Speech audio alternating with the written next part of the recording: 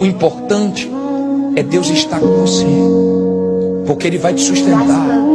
Você vai chorar, você vai ficar mais sensível ao Espírito Santo. Deus vai colocar coisas na sua vida, Deus vai tirar coisas de você. E lá na frente, você vai ver os frutos de você confiar em Deus nesse momento difícil, sem blasfemar, sem falar besteira, sem ficar querendo entender uma coisa que Deus não te explicou, nem vai explicar agora. Ele trabalha do jeito dele, tem um propósito nisso. Nesse processo tem um propósito. E Ele não é obrigado a me responder. O processo tem propósito. Permite tudo para preservar você. Entenda, é o seu momento difícil.